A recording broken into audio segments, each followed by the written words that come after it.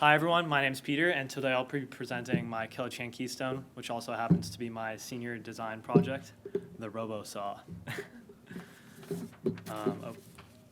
So even today, construction workers and carpenters face a lot of risks at the job site, and a large portion of these risks come from interaction with equipment, and that includes stationary saws like circular saws, miter saws, reciprocating saws, basically anything that has a blade on it.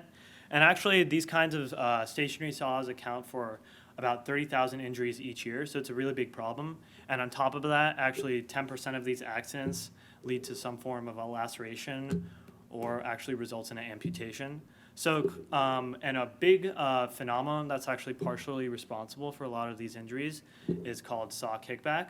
Basically, what happens in this phenomenon is that the wood is slightly misaligned with the saw blade, and when it goes into the saw, it basically just flies right back at you. And I'll actually demonstrate this concept in the video for you here. It's very violent, and it's really dangerous. You can get your fingers sucked in as well. So from this, it's really clear that cutting wood stock, it's repetitive. It's also really time consuming, so it takes up a lot of time for the construction worker, and it's potentially dangerous. All these factors kind of make it really ripe for automation. So our solution is Robosaw, and Robosaw is a robot miter saw that's designed to work collaboratively with a construction worker to complete a project. It's portable, which means you can easily move it from one part of the job site to another. And basically what it does is it can cut on intervals marked by a construction worker with a pen or pencil using some computer vision and onboard cameras. And basically it allows the construction worker to entirely focus on structure assembly while Robosaw takes care of the cutting. And this eliminates the repetitive and time-consuming and injury-prone task of just cutting wood stock manually. So now I'll talk about some of its specifications. Robosaw has a variety of so some of its specifications that it can cut wood stock on a line marked by the user, and then in a future version, we'd like to be able to enter cuts on a control panel so that the user can cut basically a preset cut list if they know exactly what they want to cut beforehand. It can take a variety of lumber size, so all the ones you would traditionally find on a job site. So for example, 2x4s, 4x4s, or 2x6s. All of these can be up to 8 feet in length, which is pretty common for the job site. You can control the saw through a control pendant, which is basically a device seen in that picture 2 right there. It has a cut button and a skip button, so you can just skip to the next line if you don't want to, for some reason, cut the line that is drawn there. And because of the fact that it's basically some software that controls a saw, there's a lot of safety features that we added. So there are tons of emergency stop buttons, both on the control pendant and on the actual saw itself. You can see that in picture 3. And there's also the cut confirmation button, obviously, and some fuses on all of the electrical circuitry so that you can't overload the circuits. And basically what this adds up to is 0 input from the user during the actual cutting process, which is what we want. So Robosaw is actually pretty complex from a hardware standpoint. This is what I mostly focused on. It's got over 200 components, counting all of the small screws, and probably at least 50 of those are customized in some way for the saw. It has basically 3 main mechanisms that enable it to cut wood. The first is the roller intake. Basically, the roller intake, you can see it in picture 1. It's got these direct drive motors that are slightly mounted below the miter saw base, and they're attached to a urethane wheel that can feed the wood in and out and through the miter saw itself. And actually, these wheels are slightly angled towards the saw fence. It's a little bit hard to see in the picture there, but maybe 5-degree angle, and that enables the part of the force from the wheels to clamp the wood against the fence, which eliminates the need for a secondary kind of clamping mechanism. So that's a really great simplification, simplified our design a lot. The next mechanism is the saw actuation mechanism. Basically, this is responsible for lowering the saw blade and actually performing the cut, and that is driven by a linear actuator. And finally, we've got probably the most difficult mechanism to implement, which we're still currently working on, just because it involved a little bit of reverse engineering of the miter saw itself and just extracting a lot of dimensions from it, and that's the turntable mechanism.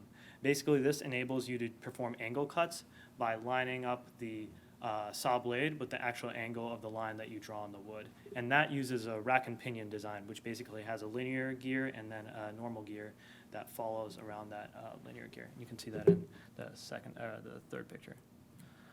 Robosaw actually has basically more eyes than we do. It's got 3 cameras that are used for positioning the wood. The first camera is used to detect the wood presence. It's just like a general view of the entire Robosaw system. It can not only detect the wood presence, but it also can detect what kind of wood you're using, which is really useful when trying to optimize the cuts that you're making. And then the second camera is just an overhead camera. So that's responsible for actually seeing the line as it comes in on the piece of wood and determining its angle. Once the line is seen, the wood will be fed right up to the third camera, which is mounted right above the blade on the blade guard, that green thing right there. And this lines the actual miter saw blade with the line of cut. And we've implemented some kind of a closed loop feedback mechanism between the intake motors and the overhead camera to actually align the saw with the blade, and I'll give you a quick demo of that right now. So this is my teammate Teo. He's just feeding in a 2x4 right here. As soon as the overhead camera sees it, it just lines it up right with the blade. And it's closed loop, so it's very quick. So should be faster than a human. And finally, it's time for an actual demo of it cutting some wood. So this is this is back when we did our final testing for ECE Day. And it's just going to cut 2x4 for us. Oh. For some reason, it didn't work. Damn. I don't know why. Anyways, it cut. It basically just does the same thing as the other one, but it just actually performed the cut. Yeah. If you have any questions, now's a great time to ask. Okay.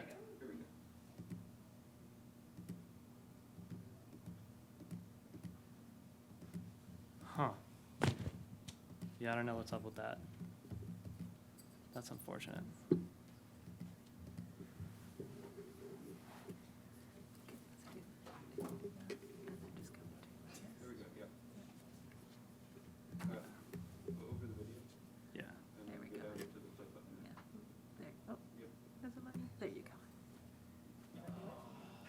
Anyway, that's a bummer. But basically, it just does the same thing as the closed loop feedback video, but actually makes the cut. Yeah.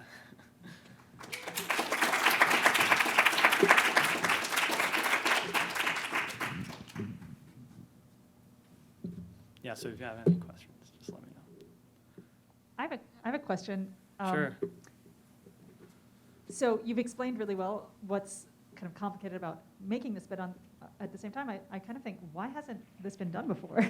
It seems like we should have this in the world already. So why do you think that we don't? And then what do you think the obstacles are if the reason we don't have it are still at play? How do you overcome those obstacles? Yeah, so one kind of reason that we don't have it is that this is really a more of a niche, not more of a niche, but it's more of a smaller target market than, say, for example, like an industrial manufacturing facility where you make the same cut over and over again. Machines already exist for that, but they are quite large and maybe cost $10,000 or $20,000, and they're stationary, so you can't actually move them. So a big part of the complexity of this project was making it portable, and also while still be able to perform cuts on a wide variety of materials. And yeah, the reason this doesn't really exist on the job site today is partially, most likely due to just the labor market. A lot of the costs for labor are not that expensive, but they're slowly rising because construction is becoming more and more of a very skilled labor these days. So that's certainly going to be something that's at play here. Yeah? At what points do input from the potential users, so from construction workers, become a part of your design process? Sure. So since this was a self-proposed project, we unfortunately didn't have a chance to work with any construction company or on this, but we're planning on concluding our project with doing a comparison, a speed comparison between us building something manually and the actual saw building it for us, the Robosaw building it for us. So that will really tell us if we're getting the speed improvement that we think we will get, and that will for sure justify whether this is something that's really worth having at a job site or not, essentially. So this seems like a great product, and I was wondering what it would take for you to bring it to like market readiness level, like what sort of improvements or modifications you'd have to make it safe enough and mass producible. Sure, yeah, so it would take quite a lot. Right now, it's basically all made out of the 80/20 frame, which is just like a quick assembly mechanism to make stuff quickly. That would all have to get redone. We probably wouldn't have, for this project, we repurposed an existing miter saw, that big green thing in the middle, to act as our cutting mechanism. In a real product, we would probably completely overhaul it, have just custom motor driving the saw blade, potentially mounted even in a different location. So there's a lot of work to do. Also in terms of software consistency, safety is obviously a huge factor in liability, because now this software is responsible for making all the cuts, so you have to make sure that it's extremely reliable and has a lot of redundancy, which we have done, but it still needs more testing. Yeah?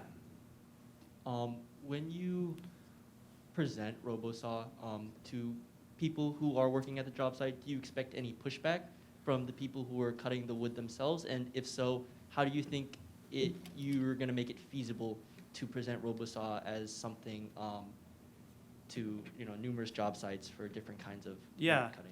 Sure. So the great thing about Robosaw is that it's not designed really to eliminate the construction worker. It's designed to work collaboratively with this construction worker to complete a project. So instead of the construction worker being completely removed from the picture, which is really difficult, especially in an unpredictable environment such as a job site, to have just robots doing the whole thing, it's an extremely difficult task. The construction worker will focus on what they do best, which is assembly and all the intricacies that come with that, and then the Robosaw can focus on the dangerous, the monotonous, and the time-consuming, which is making each individual cut. So we expect positive feedback, because it's freeing them to work on other things that they're better at. Yeah. Thank you.